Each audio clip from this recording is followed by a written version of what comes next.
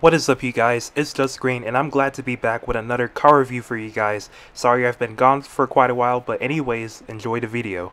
So if you've been following Kia's philosophy for a while, it's no secret that the company had essentially built one of America's most popular three-row family vehicles with the Kia Telluride back in 2020, featuring an abundance of interior space and a ton of technology, and priced at a bargain.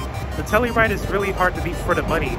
The year is now 2022, and if you're in the market for a three-row midsize SUV, is the 2022 Kia Telluride still hot enough to be on your list? That's what we'll find out. So of course, we'll first start off with the trim levels for the Telluride. So for 2022, Kia still gives us the same 4 trim levels. This vehicle starts as low as $33,390 for the very base LX trim level, and can go as high as $43,290 for the top of the line SX trim level.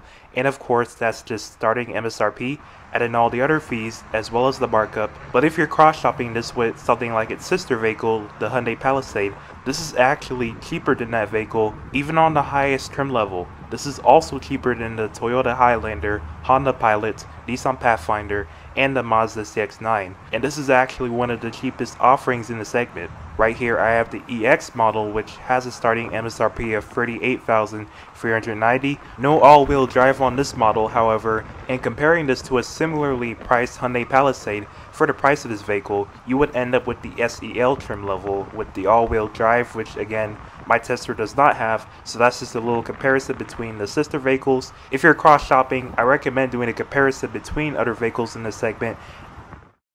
Now let's talk about the exterior styling of the 2022 Kia Telluride. So right off the bat, this color kind of looks like a bluish gray. Kia calls this gravity gray, and overall I think it's a pretty nice color for this vehicle. And as for the styling, you can see it has this sort of boxy look with the overall shape. I've heard that this looks more truck-like than the Hyundai Palisade. I actually prefer a little bit of swoopiness to the vehicle to make it look more aerodynamic and sporty, but I can see why some people prefer the boxy look. But now walking up to the front fascia, you can see simple body lines that just go straight down the hood. I like how Telluride is spelled out here, gives it kind of a Range Rover kind of look. This is all finished in chrome. However, if you go for the Nightfall edition of this vehicle, that blacks out most of these chrome accents, and you get blacked out wheels as well. Coming down to the grille, you can see, of course, we have our massive Tiger nose grille, which is pretty similar to the last Sorento that I reviewed. Of course, in the middle we have our brand new Kia logo, which looks fantastic on this vehicle. Then coming to the headlights, they are projector beams. On every model, they become LED projector beams if you go for the SX trim level. You can see below that we have functional air vents with some chrome accenting, which looks nice. Now take a look at the side profile of this vehicle. Here you can see the boxy kind of styling that I was talking about earlier. It somewhat makes this vehicle look bigger than it actually is, which is interesting. Here up top we have our chrome roof rails, which are blacked out on the Nightfall edition. Coming down, the mirrors are of course body colored. They have an LED turn signal built in. They're only power folding on the EX and SX trim levels, and the SX also throws in a reverse tilt down feature. Coming down, we have these 18-inch machine finished alloy wheels. They're fitted with 245 size tires with a 60% sidewall, and I think these wheels look great on this vehicle. And then we get this chrome accent down here, which flows throughout the doors. Coming over to our gas cap, it is a push button style. Just have the vehicle unlocked. And as for the fuel capacity, this vehicle can hold up to 18.8 gallons of fuel. Now let's make our way over to the rear of this vehicle. So the first thing I noticed is this exposed rear wiper. I think Kia should have tucked this in under the roofline to give it a cleaner look. Of course, we have our new Kia logo, and then we have Telluride spelled out boldly right here, which looks nice. To be, this whole rear end is more bubbly and curvy in design versus the Palisade, which is more boxy from the rear end. Really interesting taillight design. These are a combination of LED, so the turn signal and brake lights are LED, but not the reverse lights. Then coming down, we have this chrome bumper, which I think adds a nice touch to the rear end of this vehicle, and the 2 exhaust pipes are located on the right side of the vehicle. Now to open the trunk of the Telluride, of course we could just use the key fob or locate the button right under our Telluride branding here. It will beep to alert you, and it's a fairly quick opening tailgate. Definitely one of the faster opening tailgates I've seen on an SUV. As you can see, I have the third row seats up, and behind this third row we get about 21 cubic feet of space. That's about 4 inches more than the Hyundai Palisade. That's more than the Toyota Highlander, Honda Pilot, Mazda CX-9, Nissan Pathfinder. Now to fold down the third row, it's really simple. Just pull back on these straps. And with the third row seats down, that expands the cargo capacity to 46 cubic feet of space. Fold all of the back seats down, and Kia claims that this vehicle will accommodate a maximum cargo capacity of 87 cubic feet of space. So those are definitely competitive numbers in its class. In fact, this is one of the largest offerings in the segment as far as cargo space goes. We also get some underfloor storage to store some tools or whatnot. As you can see, this piece just comes right off, so you can just kind of chuck that to the side if you wanted to. There's also a flap that reveals a spare tire underneath, and you'll also find a 12-volt outlet back here, as well as some buttons which power fold down the second row of seats.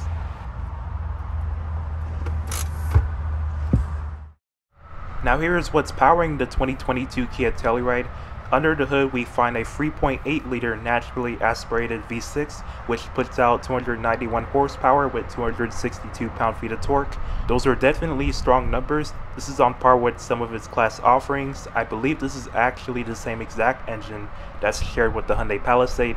This is mated to an 8-speed automatic. In terms of the transmission, you can also get this vehicle in all-wheel drive as optional, but my tester doesn't include that. This vehicle weighs roughly 4,000 pounds and can tow up to 5,000 pounds. Now as far as the fuel economy, this is rated to get 20 in the city, 26 on the highway, and 20 free combined driving with the front-wheel drive setup. And of course, if you go for the all-wheel drive setup, that reduces those numbers slightly. So as far as where the Telluride sits in the class, it's again pretty much on par with its class offerings, and those are typical numbers for a vehicle of this size. So now walking up to the 2022 Kia Telluride, first you can see here is our typical Kia key fob. It feels nice in the hand, it has a nice grip, and unlike a traditional key fob, the buttons are located on the side versus the front. And now to unlock the vehicle, just push this black button right on the door handle. And as I do that, you can see the power mirrors automatically fold outward, which is a nice touch. And let's talk about this door panel here. I think it looks really nice and stylish.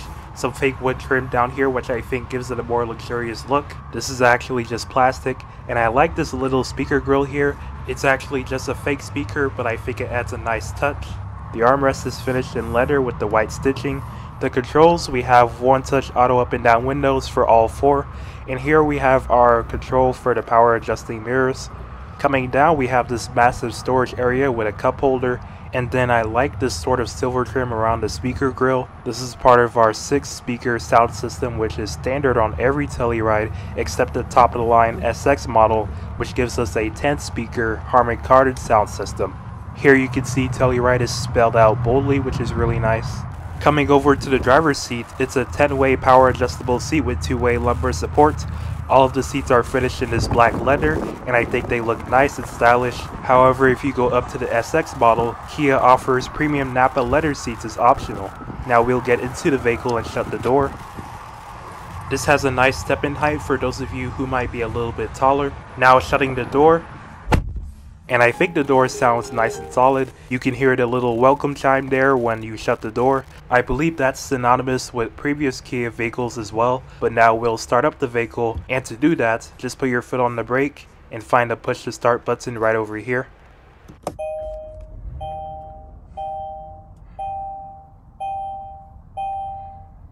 Alright, so taking a look at the gauge cluster, here we have a 3.5-inch helper screen in the middle. The SX trim gives you an even larger 7-inch screen, which just kind of extends into the analog gauges. This also has a digital speedometer built in, which is nice. Here you have 4 different drive modes to choose from. I'd probably recommend keeping it on Eco to save a little bit of gas. And we don't get a cool little animation on the drive mode selector like its Hyundai counterpart. The steering wheel feels nice and comfortable to hold. It's finished in leather, has the new corporate Kia logo in the center there, which I think should have the black badge around it. I think it just looks weird on its own.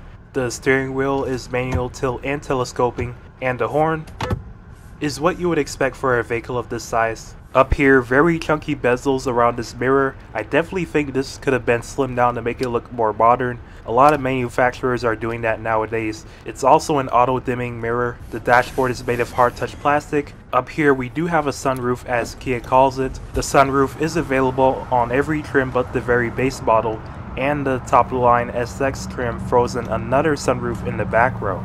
Coming over to the infotainment, this is a massive 10.25 inch display which surprisingly comes standard on every Telluride, even the base trim. Previously you would have to go for at least the SX to get the 10.25 inch display. So it's nice to see that Kia has now made the standard on all of the trim levels this year. This vehicle comes standard with wired Android Auto and wired Apple CarPlay. Kia does not offer a wireless connection. We've also got the standard Kia interface with built-in navigation. Really nice and easy to use. I think this is one of the best in the business. It's very similar to Hyundai's system as well, which makes sense because Kia and Hyundai are sister companies. It also has the passenger talk feature, where it kind of amplifies your voice through a set of speakers to the rear passengers. Very useful for when you're in a loud environment, as you don't have to yell off the top of your lungs. Coming down, I really like this wood trim here, although I wish this was a gray finish to kind of match some of the other black accents. Then we have our typical Kia/Hyundai buttons for the infotainment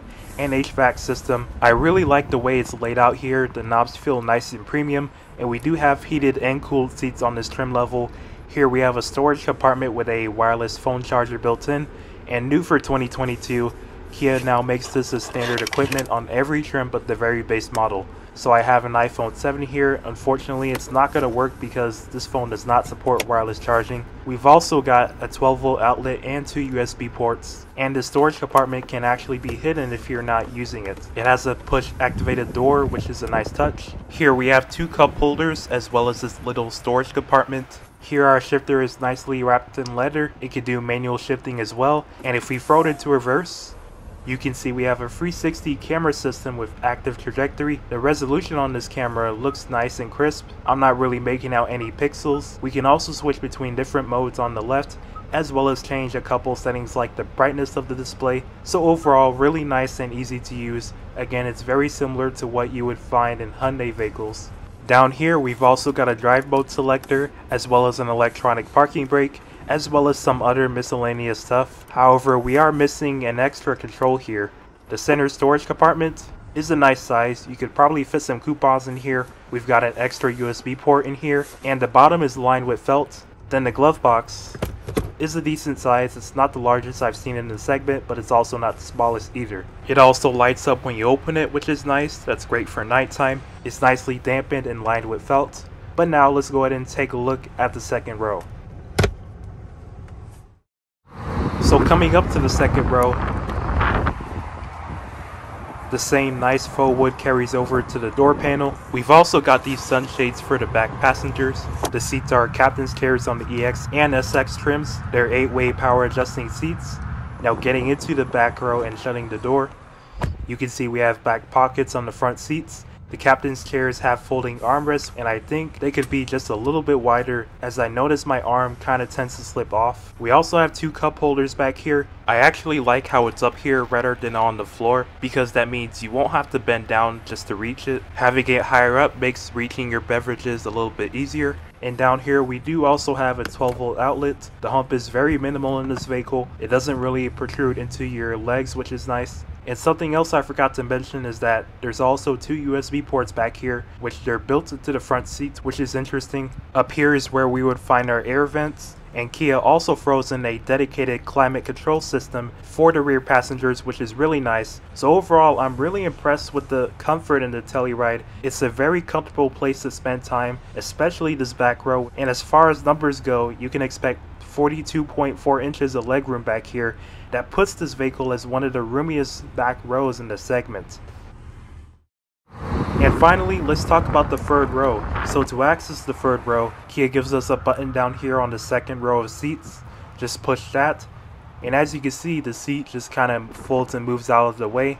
Keep in mind you're only going to be able to fit average size adults back here, as the third row isn't all that big, but that's to be expected with a mid-sized crossover. So I have the front seat all the way back, and as you can see, my legs are touching the seat. I would have to ask the person in front to move their seat up a bit to get some extra leg room. We do also have 2 cup holders and a USB port on each side. This is all hard touch plastic, by the way, and we do also get 2 air vents back here. So overall, I have to say that I'm really impressed with the Telluride. It's just an overall really comfortable and spacious vehicle to see the large family, and the technology in here is also a step above its competitors, and you really do get a lot for the dollar when it comes to value, while also featuring a premium cabin and a smooth and refined V6 engine that makes it one of the quickest accelerating crossovers in the segment. And to top it off, you get Kia's legendary 10-year warranty.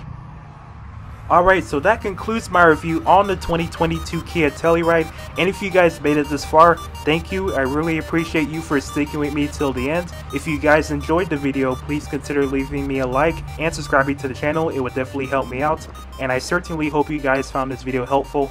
If you have any questions, thoughts, or suggestions, feel free to leave them in the comments below. And with that being said, I'll see you guys in the next video.